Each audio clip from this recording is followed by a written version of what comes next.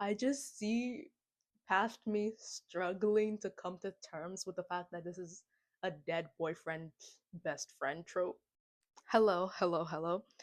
Um, so there's a new movie out based on this book by a small author. You know, you might never have heard her name before. It's Colleen Hoover. It's not like she's Book Talk's most famous author or anything. No, no, no. So anyway, there's a new movie out based on her book Reminders of Him, and I was like, one thing about me, I'm going to watch a book to movie adaptation. The movie version of Reminders of Him is out, and my friend watched it and she was like, "Yo, it's pretty good." And then I saw it all over TikTok and I was like, should I watch it? Like should I like watch it? Should I be influenced and watch it? And so at like 11:59 one day, I started watching it and I was like, "Let's talk about it." One thing about this movie though, and this is something you should keep in mind just going in, is that it has a trope that I literally think is from the pits of hell. I don't know why I don't know why this trope exists. It is dead boyfriend's best friend. Why? Who like why does Colleen Hoover always find the worst related people to fall in love? Why can't she ever just have like random guy from the same hometown where my dead boyfriend is from? But anyway, going into it, I had to like steel myself because it was obviously dead boyfriend's best friend trope. That being said,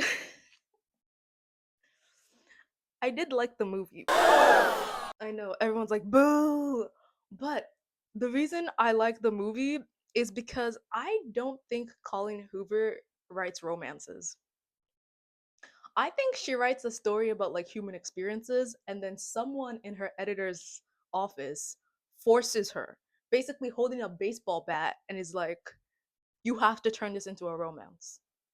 Because even though this book is dead boyfriend best friends, yeah, dead boyfriend's best friend trope, she has no real chemistry with the best friend. So I like to think of them as just friends. And if you do that, the rest of the movie is pretty good. Let's talk about the movie now. Okay, so let me give you the general synopsis that I got from watching the trailer. Basically, it's about this girl. She has a romance with some guy. They fall in love, whatever, whatever. And then he dies in a car accident while she's driving. So she goes to jail. When she's released from jail, she's like, me and the dead guy have a kid together, so I'm going to try to get back into that kid's life.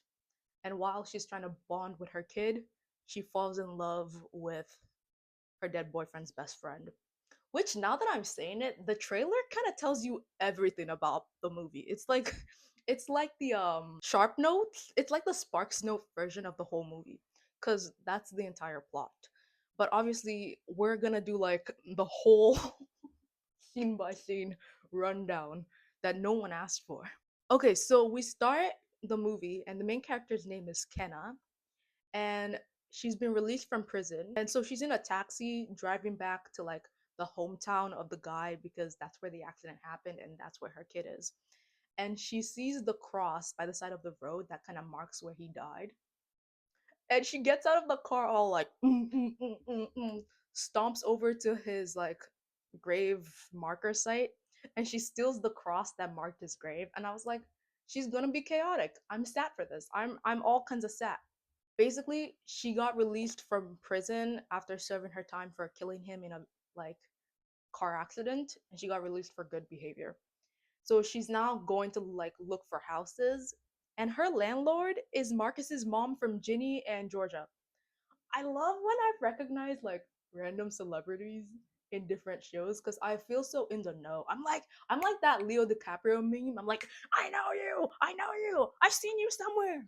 And so when she first meets, like, when she finally finds like a landlady who's willing to take her, the landlady's like a cat lady. So the landlady's like, here, you have to take a kitten, and if you do, I won't make you pay the electricity bill.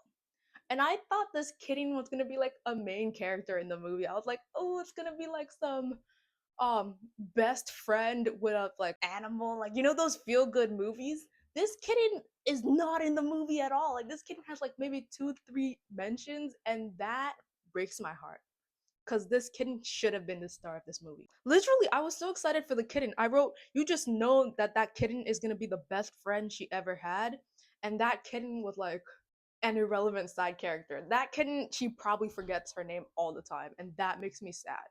Okay, so then you meet the guy who is, just from how tall he is and from how handsome he is, you're like, okay, this guy is going to be the main character, the MMC. And he's a former NFL player who lets his neighbor's daughter paint his nails, which I wrote this before I realized that his neighbor's daughter is his dead best friend's daughter because he moved to the town his best friend's parents lived in so that he could like help be there and be like a father figure for his best friend's daughter. And I was like, his worn jeans and flannel t-shirt just scream trauma.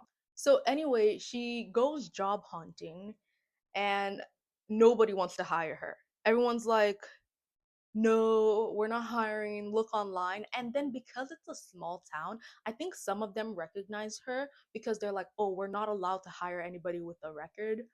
And it's like for groceries. Like you're not allowed to hire someone to bag groceries. Okay.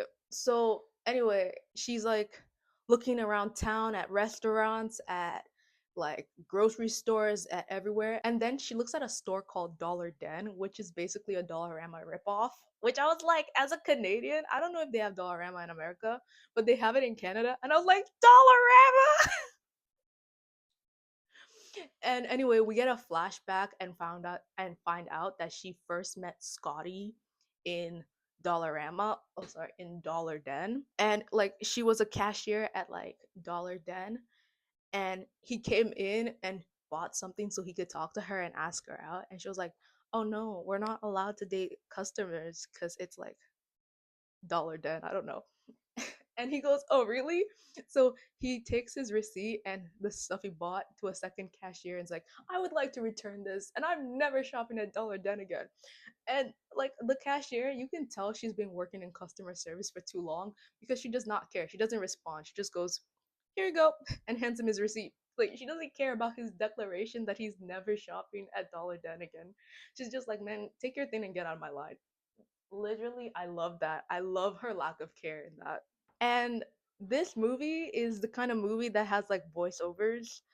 And in her voiceover, she's writing letters to Scotty, and it always ends with like "Love Kenna." And I don't know why I love movies where it's like they're writing letters to somebody because do you guys know the YouTuber With Love Lynn and how she ends all her videos with like "With Love Lynn"? I love that kind of like thing. I love that kind of thing where you end like anything with like "with love from me." I don't know. I love it. So, you know the main character, the MMC that was like the former NFL player? It took me so long to learn his name while watching the movie, but it is Ledger. And so Ledger doesn't know her and he doesn't recognize her, and he owns like the local bar in their small town called Paradise. So, she comes in after having like a horrible day trying to find a job somewhere, and she's just like, "Can I get a coffee?" And he's like, "This is a bar. We don't make coffee." But he makes her coffee with like whipped cream and a cherry on top, even though it's a bar. And she asks him for a job, and he's like, "We're not really hiring." So then she's like tired, she drinks her coffee, and then she leaves, right?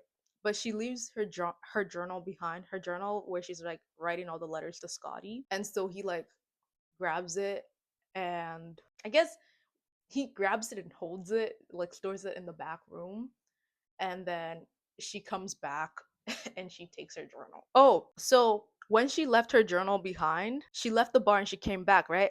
And he asks her for her number, and this is like me starting to deal with the fact that it's gonna be a dead boyfriend best friend trope, because I'm just like, it's gonna be a dead boyfriend's best friend trope, really? That's just my notes. It's just like question mark, screaming, just angry, refusing to accept it. Because I go through like the stages of grief in this. I go through like absolute rejection, like there's no way, no way, no way. And now I'm like questioning, bargaining, trying to reject it. So in the night, she writes like letters to Scotty. And even though the NFL player, Ledger, he didn't recognize her, she recognized him as Scotty's best friend. And she's like, oh, I'm just gonna like keep my distance. I'm gonna stay away. Which, considering the trope, we know that's not gonna happen. So we kind of get a flashback to Scotty's birthday when he was alive, and Lorelai is his mom.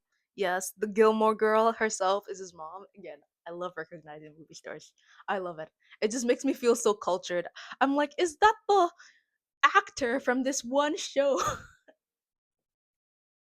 I don't know. I feel cultured. So anyway, we're at the like flashback to Scotty's birthday party, and for some reason, Scotty's just pissed that his best friend, who is in the NFL trying to like become a superstar, didn't make it back in time to come back home to his small town for his birthday. And he's like, "Yeah, Ledger's never around," and I'm like, "Leave the man alone." I'm sorry, but I was just like, imagine being like a grown up and your friends working and you're like, why do you never come to my birthday parties? Cause I'm in a different city. Okay. So yeah, basically Scotty's pissed at Ledger for like not being around for his birthday. And so Kenna tries to cheer him up and she's like, okay, let's leave your birthday party and let's go outside for a ride in a car.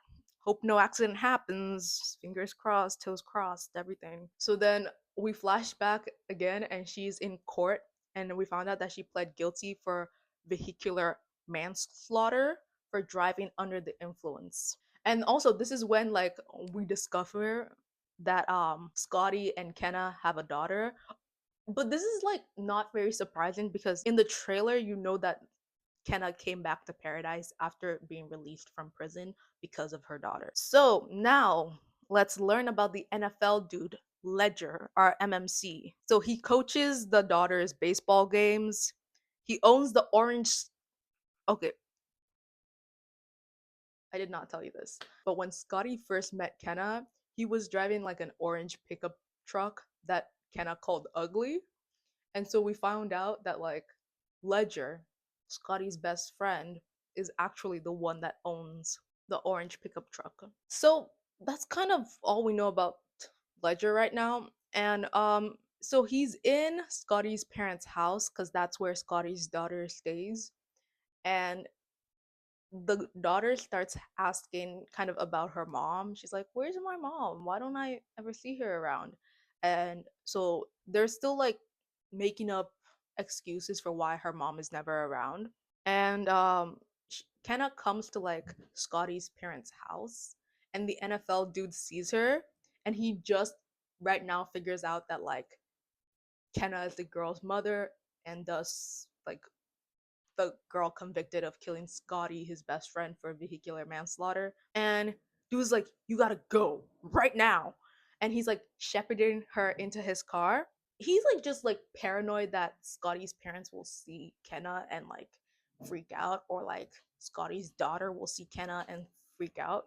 Yeah, he's basically like, why are you here? Go away. Because apparently she has no Kenna has no rights to the little girl anymore. And so he takes her into his house because he lives opposite Scotty's parents. And he's like, she's in his parlor, and he's like, I'm taking you home. Don't move. I'm gonna get my truck from the garage and I'm driving you home. And so he leaves her in his sitting room to go get the truck. And Kenna, like the baddie that she is, she makes a mad dash across the road trying to like get to Scotty's parents' house and I guess break in and see the little girl. I don't know what she was planning to do in hindsight. But he was fast. Cause Ledger, like he catches up to her and he picks her up with absolutely zero, like he looks like it's the easiest thing to pick up. Like she's like a bag of flour or something. And it's like, you ever see those memes on TikTok where it's like when you're wrestling with your boyfriend and all of a sudden you realize he's a big scary man and you can't really get away if you wanted to. That was what it was giving, because like he was not even trying very hard to like carry her, and he just picked her up and she's a grown woman. I was like, damn. Damn. So yeah, he carries her off Scotty's parents' property and she doesn't even get a chance to like look at her daughter. I mean, you're like, whoa. And so like he takes her back into his sitting room. Like he's just like really upset at her. He's like, you have no right to be here. But his voice is so flat. Like he's supposed to be giving so many emotions, but he says it so flat. Like he kind of says like, you have no right to be here. You should leave. And I'm like, bro, what? And Kenna's acting so hard. She's like, I really want to see my daughter. Like, I need to see her. I never got to see her. I gave birth to in prison and I never got to hold her. And he was just like, you have no right to be here. Go. But also trying to look angry at the same time. It was kind of funny. What do you think is showing up here? She's my daughter. Diem is their daughter. Your rights were terminated. And like so we get a flashback to prison and we see that like Kenna did not get to hold the girl at all, and she was like handcuffed to the bed while she was in labor and like trying to give birth. And you were like, tears. You're like, this is low key sad. So anyway, he kind of, I guess he drops Kenna back at her apartment and she's like sleeping on the couch because it's in the middle of the night. And there is a girl in her apartment building that has like an intellectual disability, right? And I think her name is Lady Diana. At least that's what she calls herself, right? And like she's kind of friends with Lady Diana, right? And in the middle of the night, Lady Diana enters Kenna's apartment while the girl is sleeping. And I'm like, obviously, I know like Lady Diana is a friend and she's harmless, but I was low key terrified. Like for a second, it looked like something out of a horror movie because everywhere is just like pitch black with like red lights, and Kenna's just sleeping on her little couch, and some stranger just opens the door and walks into her apartment, and you're like, that's scary. So we get kind of a flashback again to Kenna being in prison, and this is like her after she just had the baby and she's like lactating. I think that's what you call it when like milk is coming out of a pregnant woman. But there's like no baby to feed, so her shirt is just getting soaked. And so Kenna makes a prison friend who like takes her to the bathroom and like helps her clean all of it up with like paper towels. And I guess that's like the prison friend that was nice to her. And the prison friend's name is Ivy, which is why Kenna names her cat Ivy. Once again, we don't really see much of Ivy the cat, and that makes me sad. Yeah, every time I mention Ivy the cat, I'm just gonna be sad. So we kind of learn more about Kenna's crime, and apparently the reason why she goes to jail is, aside from it being under the influence, she apparently abandoned him there to die and didn't get help. And so we're like, why did she do that? Every time I look at my notes, I just see past me struggling to come to terms with the fact that this is a dead boyfriend best friend trope. I'll just leave some of my notes there. I won't say it because it's vicious. I will just like leave it there.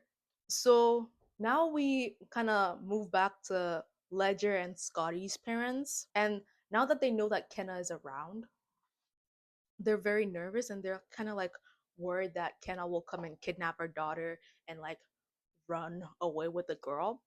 And so Lorelai, Scotty's mom, kind of says like, yeah, I'm scared that she'll come and like kidnap the girl. And Ledger goes, I don't think she would do that. And Lorelai's face is like, huh? Like the audacity. Like you've never met this person, you don't even know what she looks like. How can you say that you don't think she would do that? You don't even know this person. And I'm sorry, but I think that was like my favorite part in the movie, because her face just looked like so confused by the audacity of that statement. And I was just like, yes, I stand a queen. I stand a queen. Bro, literally my notes are really just me struggling to like deal with this trope, because Ledger is talking to Scotty's parents and is like, maybe you should meet up with Kenna. You know, she might be a good person. You never know. And my note is just, you already know he's down bad. But I think the writers of this story also knew that people would probably struggle to get with this trope. So they kind of throw in like the in like Ledger and Scotty's history of being best friends. I think they have like a history of stealing girlfriends from each other or stealing girls from each other, because Ledger mentions that in the past, I guess he called dibs on a girl and Scotty made out with her. I'm like, maybe they're like, hey, this is not messed up at all, because like, he kissed a girl that I called dibs on, so I'm gonna date his baby mama who's also convicted of killing him in a vehicular homicide. Equal. High five. So we get kind of a flashback to Scotty and Ledger as teenagers, just so like you're convinced they're best friends, and it's just them, like it's just the actors in their full height as grown men with like horrible haircuts and like horrible wigs, just acting dumb and being like, "Oh, I'm a teenager." I love that scene. It's just them like they're talking so slow and acting dumb, and they're like sitting in like a giant treehouse, but they're grown, right? So their limbs are literally too long to fit in the tree house, so they're just like hanging on the tree randomly. And you know what it is? It was giving like when Anthony Ramis had to play like a 9-year-old in Hamilton, and we just all had to like pretend that, yeah, that's a 9-year-old. Oh my god. And Ledger sees like a baseball glove on the floor, but since he and Scotty are in the treehouse like smoking a joint or something, he's like, "Is that a pigeon? A freaking pigeon!" And like this is gonna be a huge comedic part. Like they keep making callbacks to this thing, and it's just like, "A freaking pigeon." So now we're back in the present times, and like Ledger is becoming friendly with Kenna, and he goes to the. Okay, wait. At this point, he's not really becoming friendly to Kenna. He's just actually going grocery shopping because that's like the one grocery store in their town, and that's where Kenna got a grocery bagging job. So actually, did you know that like in this paradise town, I don't know if this is a thing elsewhere as well, but like being a cashier is different from being like a grocery bagger. So it's two different jobs. And I was like, surprise, surprise. Cuz for me, like where I live, the cashier scans your stuff and you bag it yourself. So I was like, hey, it's cool. Like y'all get luxury service in your small town. I love that for you. So yeah, Ledger just goes to the grocery shop, sees Kenna bagging groceries, and that's it. Later in the night, after her shift, Kenna is walking home and it's raining, and some mean ass truck driver splashes her with like rainwater while driving by. And I'm sorry, but that was the most intentional thing ever. And okay, I know it's a movie, so like they told him to splash her, but I was like so ready to jump the person that did it because it looked so intentional. Like they were just trying to be mean to a girl that was down on her luck and having a bad day. And I was just like so mad. Like imagine you're already going through so much. You got into a car accident, killed the love of your life, got arrested for vehicular homicide, got chained to a bed when you were in labor, had your child taken away from you, and it's a rainy day and somebody splashes you with a truck. I'm sorry, but like I would whack a mole. I would hurt somebody. Why would you like just don't be my 13th reason, okay? Don't. So anyway, Kenna goes to the bar that Ledger owns, and she just looks so down on her luck that Ledger's like, "Do you want to ride home? Like I can drive you home." And I'm just like, and also he's like flirting with her about like, "I'll make you coffee, but this is a bar. This is not a rest. This is not a cafe. We don't make coffee here, but I'll make you coffee for some reason because you special like that." And it's just he's just flirting with her and all that jazz. And I'm like, dude, At least be mean for a second. She got convicted of killing your friend, bro. Like, at least act a bit tough. But instead, he's like determined to fall in love with her. And he's just like, I'll be nice to you and I'll drive you home and I'll flirt with you and all that jazz. Cause I'm just like I'm a nice guy like that, okay? And so he drops her home and I don't know what he says, but she kind of goes, well, yeah, you wouldn't know because like you were never around. And she just kind of throws it in his face that he was never around for Scotty. And once again, and I'm like,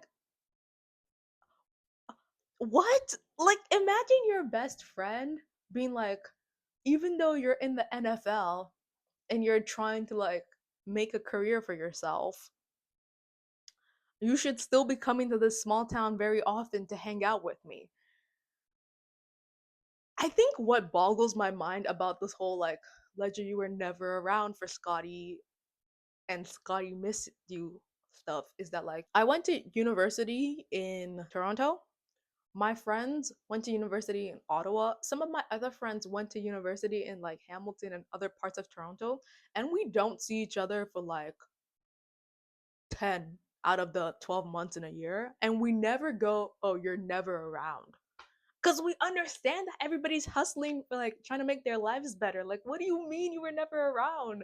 Am I your partner? Am I married to you? Like, why do I have to be around so much? But yeah, so yeah, Scotty was mad at Ledger for not being around. Kenna is mad at Ledger for never being around too. So we get a flashback to Scotty's birthday and we find out why he's pissed that Ledger didn't come to his birthday party and like why he's pissed that Ledger is never around is because at his birthday party he was gonna propose to Kenna and he was like, Ledger, my best friend, should be around for that. Which I'm like surprised like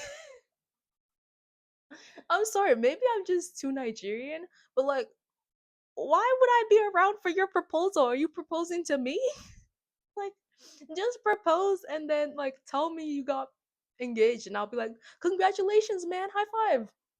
I don't need to be around to physically see you propose. But that's the context. That's why Scotty was so pissed at Ledger for that specific instance of not being around. But like it was on a phone call that Scotty basically called Ledger and told him, "Hey, broski, I need you to come around for my birthday cuz I'm going to get engaged. I'm going to propose to my girl, the love of my life." And I want you around for that. So after like Scotty's phone call with Ledger ends, we see that Ledger was at the NFL center of his team and he was getting like his arm checked by I guess a kinesiologist. So you know that like even though Ledger was in the NFL at that time, his body might have been going through it. My note at this time was just, does he have a career-ending arm injury? Like, why are you showing me somebody checking out his arm? So anyway, flash forward to the present. Nana takes the kid. Why am I saying Nana? Nana. How do you say Nana? Is it? It's like Nana. Okay, so flashback to the present. Lorelai takes the kid shopping at the grocery store, and I guess the kid calls Ledger when she's in the car to the grocery store. And Ledger kind of knows that Kenna works at the grocery store. So he's like, oh no, this can't happen. So he gets to his car and he drives to the grocery store. And I guess either he moves at like superhuman speed or his bar is just super close to the grocery store because he gets there before like Lorelai gets there. So basically, Ledger gets there and he's like, no, you guys can't go in the store right now. So he gets the kid back in the car, and Lorelai gets back in the car, but not before Kenna sees them. And so she kind of like runs out of the grocery store to try and meet her kid, and she's like running after like she's running towards the car, and Lorelai gets back in the car and like speeds off with the kid, and Kenna's like, no, no, I missed my opportunity to see my daughter, and she kind of like gets mad at Ledger because she's like, why would you do that? Like, this is my daughter. I should get the chance to know her. Like, bro, what the heck? So, yeah, she gets super pissed off at Ledger and she pushes him, and her manager comes out and she's like, you know what? Take the day off. Go talk. You two go talk. So Kenna and Ledger like go talk, and basically she kind of tells Ledger that because she was premature, she didn't get a chance to hold her baby. Because if she had the baby on time, she would have had like 2 days where it was just her and the baby. And she was really looking forward to that because she was incarcerated. She literally had nothing else she was doing. But because the baby was premature, they had to take the baby to the hospital. So she just never got like her 2 days alone with her daughter. So she's never held their baby before. And Ledger is like, oh, would you like to see your daughter? And so he like shows her videos of the girl on his phone. But Ledger was not asking any of the important questions, because for me my questions were, why did she leave Scotty to die, and why was she driving under the influence? Because like those are two things that would have like resulted in Scotty still being alive if she hadn't done them. So I was like, broski, ask these questions. Like these are questions I need answers to. And so anyway, Ledger, my king, my man, my doofus, does not ask her any of these questions. Instead, he just takes her to get food. At the time when he takes her to get food, to be honest, for me, obviously I'm biased because I don't want them to fall in love. But even without my bias, I didn't see a lot of like romantic tension between them. It felt like they could have been really good friends. You know what I mean? But yeah, you can tell that like they're this is the process of them falling in love. She asks him if he hates her, and he says, "First, I thought you were intriguing. Then I thought you were the worst person ever. Now I'm starting to wonder if you are the saddest girl I've ever met." And he offers her a job at his bar, like in the back room, so that nobody knows, but still like you're starting to see that like whatever, even though he doesn't know the full story, he doesn't hate her and he just wants the best for her. So now she's like working at his bar, and she's hanging out with like his friends in the bar, and we find out that um Ledger was previously engaged, but his fiance called it off because she was like, it's either me or Diem. And Ledger was like, Diem, like that's my best friend's daughter, I'm gonna be her father figure, I don't care what you think about it. And so yeah, his engagement called off. And after Kenna's shift at the bar, Ledger drives her home, and he says he's describing Diem, right, the daughter, and Ledger says she has a fiery spirit just like you. I'm like, just like you? Are you risen her up, bro? Are you risen her up? You don't even know the full story and you're risen her up. Oh my god. And like he kind of asks to know what she writes in her like her journal that she's always carrying, and she tells him, "Oh, I'm writing letters to Scotty." Oh, and this boggled my mind. She was like, "Oh, can we not play music? I don't like music cuz every music is sad. Every music is sad. Girly pop, go listen to pop. Literally listen to summer pop. Listen to Omi. Listen to cheerleader. Like, ooh, I think that I found myself a cheerleader. She is always right there when I need her." Like, just the concept of even saying that every song is sad, I was like, huh? Huh? And like to prove her point, he tries to like change the radio stations, and every song he lands on is just a sad love song. And I'm like, bro, don't play in my face right now. Go to 99.9 FM. Like don't play in my face right now. Like cuz summer song people are so happy. All they want to do is like party and shake ass. So I was like, don't play in my face about that. But yeah, we find out that Ledger is such a good guy. He's like the goodest guy. He's such a good guy, in fact, that he got his alcoholic friend a job at his bar. Um, a gooder man cannot be found elsewhere. Like, what? But anyway, yeah, goodest guy helps everybody, has your back and your girlfriend. Like, bro, I'm telling you, I struggled so much to get over the fact that he falls in love with Kenna, because my notes is just like, Riz, it's so clear that he's falling for her. He's looking at her longingly as he wears his jacket. He is falling. He's asking for her number, being like, I gotta call my employees sometimes. Riz! He's making a Spotify playlist for her. Like, where I come from, that's equivalent to getting like an engagement ring. Like, that is the first step in wheeling. That is the first step in getting to know somebody, because you're like, You're looking mighty fine today, fine shit. Like, I was like, the Spotify playlist alone, I was like, oh my god, he's fully gone. Like, there's no chance they're just gonna be friends. Like, this is it. He's 100% 10 toes down in love with her because he's making a Spotify playlist for her. Okay, oh my god. And so, like, he follows her into her apartment when he drops her home, right? And she has no furniture, right? Because she's broke. And he's like, oh, okay. And he gets her like an inflatable bed from his car. And I was like, oh my God.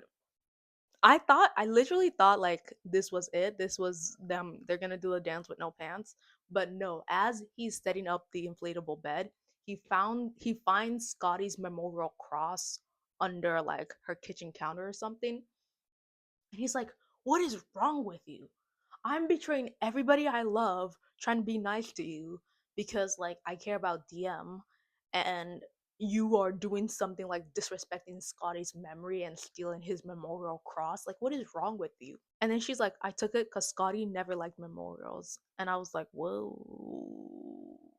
She kind of had him there. Not knowing that your best friend didn't like memorials, she kind of had you there, broski. Anyway, she gets mad and she's like, get out of my apartment. And so she like walks to the door to like open it for him, like so that he can get out. And like she's holding the door, right? But then he comes up behind her and he puts his hand on the door to close it. And you're like, this is it. This is where they fall in love. This is the no going back now. Oh my god. I really struggled with this whole trope because I was like, they kiss. Why? No loyalty, no impulse control. Have you never heard of platonic friends with a girl? You can have warm and fuzzy feelings for a girl and not want to bone her. Like, why can't you just be platonic besties and just like both respect the memory of your best friend? Anyway, but she kind of feels the tension and he feels the tension and they're like looking at each other like, oh, I'm gonna kiss. We're gonna kiss each other. But then she goes, no, this is gonna make it so much worse. And they don't kiss. And he goes home. And you're like, maybe it is gonna be platonic besties. I wish. Anyway, nothing happens and he goes home, right? So we move on into the future and Kenna is at her grocery store job, you know, bagging groceries as one does, and she gets served. And basically she gets served by Scotty's parents because I guess like they really don't want her to have anything to do with DM, and I guess they don't want her like anywhere near DM's vicinity. So she's like really stressed and she calls Ledger. And so Ledger meets up with her and he takes her to the Froyo place, which is where he and DM go a lot. And it's just DM's favorite snack spot. And he shows Kenna DM's favorite Froyo order. And he's telling Kenna about himself a bit. And he's like, I blew up my shoulder in the NFL like I predicted. I told you he looked like someone who had trauma. And here it is. They're really bonding. And he kind of tells, like, I guess he talks about the fact that he had a fiance and he's building a new house for himself to move into.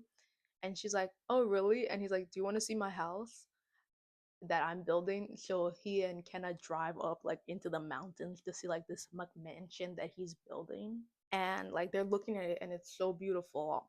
And he's telling Kenna that, like, he has some inner turmoil because he's not sure if he really wants to move because he wants to stay near DM and be part of her everyday life and just be there for her in any way she needs him to be. So Kenna is basically telling Ledger that like he also has to live his own life. She goes, you didn't get married because of her being DM. You didn't move because of her. You can't live Scotty's life for him. She says that, right? She then proceeds to hold Ledger's hand after. And I'm like, my mind is blown because of the cognitive dissonance in this. Because if he marries Kenna, he would be living Scotty's life for him. He would be with the love of Scotty's life, Scotty's baby mama. He would be like the father to Scotty's daughter. Like he would be living Scotty's life for him. But just the holding hands is where you kind of know that like this is definitely a they're gonna get together. This not gonna be a besties thing. So then moving on, it's another day, and Scotty's parents come to the bar for like a night out, and Kenna sees them, and she runs away in the rain so that they don't see her working in Ledger's bar, and Kenna knew that Ledger has been consorting with their enemy. So she runs away in the rain, right?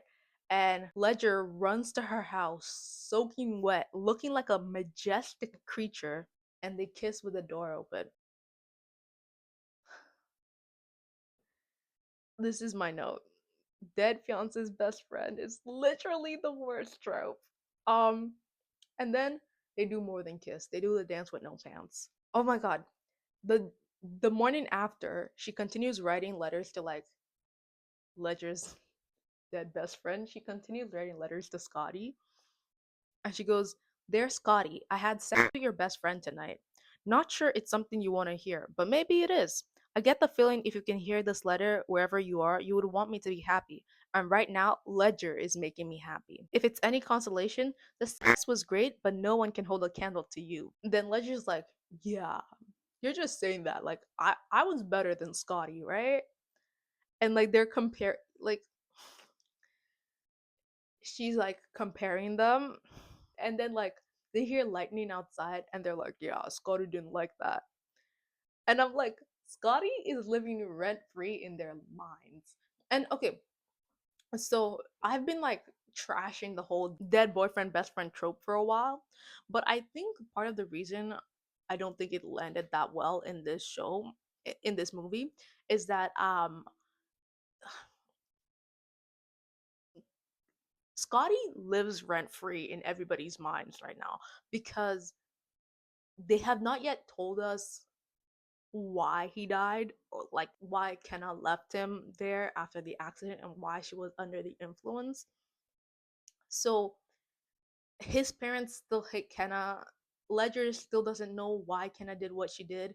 Kenna still can't see her children. So every interaction everybody has, Scotty's name comes up so much.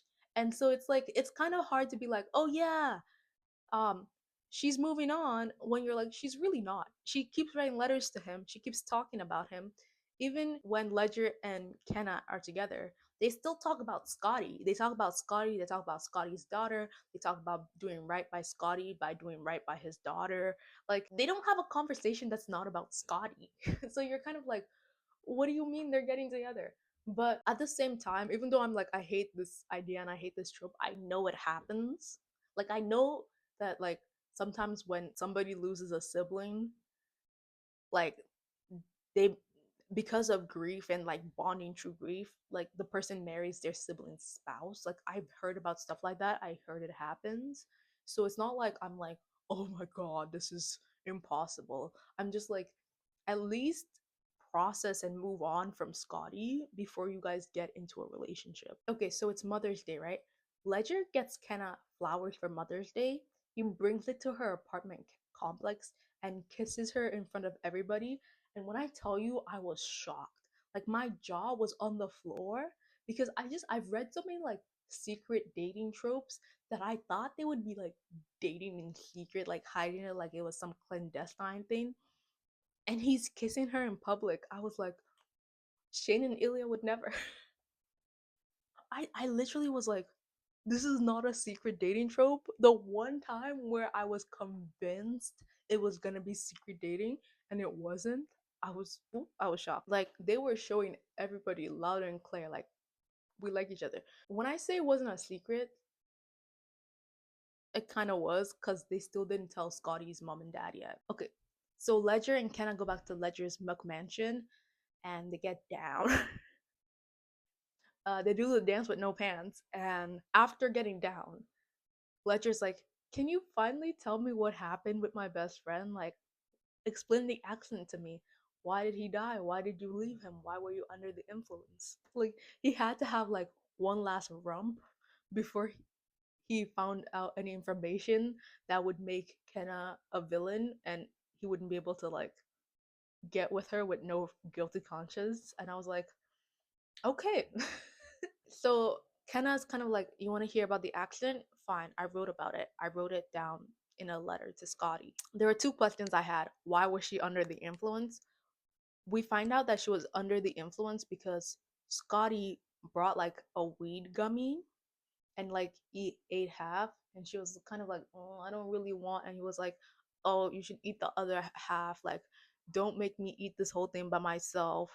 So that was that. And okay, she took it so early in the day though. Like she like it was bright outside when she took it. So my theory is that because she took it so early in the day and it was like only half a gummy, she didn't know that she was like incapacitated, maybe like she didn't think it would still have such an impact on her later in the day. The second part is that while she was driving, I guess Scotty was like fiddling with the radio trying to play like a good song or something, and so she was distracted, and that kind of also kind of made her get caught off guard, and so that's why she had the accident and crashed. And so the other part is, why did she leave him?